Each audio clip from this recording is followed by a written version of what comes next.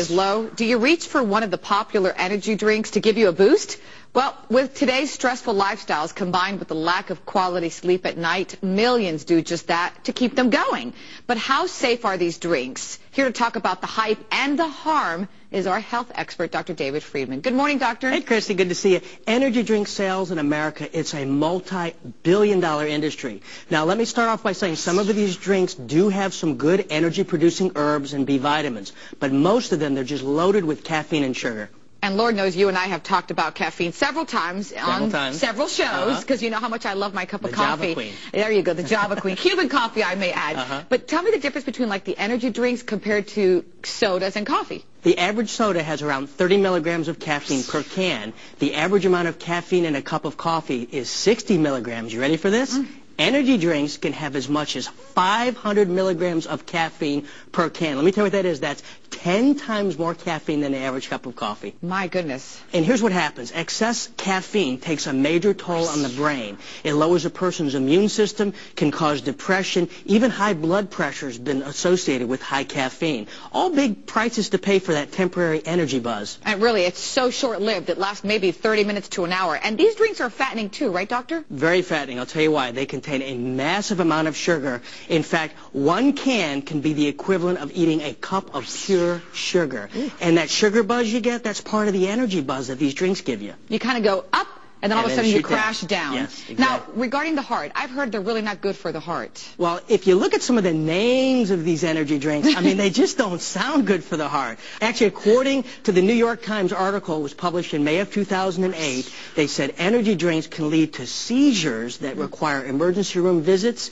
Yet energy drinks, they're very popular among teenagers. They're actually marketed to teens and young adults. You'll even find them sponsoring Winter Olympics, UFC fighting, soccer, BMX, even NFL games. It's true. I've actually seen them. And are they actually legal for American athletes? They are legal, but you know what I say? It's the worst thing an athlete can put into their body, and I'll tell you why.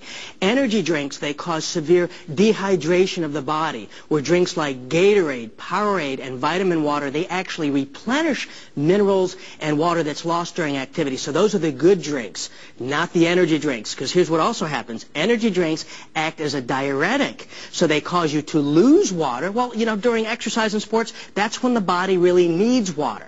And this situation has grown so bad that in 2001, France authorities banned the popular energy drink Red Bull when a young basketball player's death was linked to drinking 4 cans during a game. My goodness. So what type of regulations actually exist? That's the scary part. The FDA does not regulate caffeine content in these energy drinks. Very little research has been done on these drinks. Also, these drinks, they're catered to the young adults. So many bars and clubs, they mix energy drinks with alcohol. Oof. This can be severely harmful. I'll tell you why. There's been reports of people dying from the mixture. According to research published by the Wake Forest University of Medicine, students who consumed alcohol mixed with these energy drinks were twice as likely to be injured, need medical attention, and twice as likely to drive while they're intoxicated. Which is not good at all, my goodness. Not good. Well, what it does is the stimulant properties of these drinks mask the feeling of intoxication. So what this does is it leads a person to drinking well beyond the safe limit. So are there any safe alternatives? I mean, I've never tried one, I'll be honest. I don't need it personally. I'm very hyper. Don't need it. No, you are. Thank you, Dr. Friedman, for being so honest to our viewers. But give me an alternative for someone who maybe wants to find somebody one. that wants to get off these energy drinks. I recommend ginseng, liquid B12, and a cup of green tea. They're great, healthy alternatives that I recommend. What this does is increases your energy without those dangerous side effects. As always, great information. Thank you, doctor.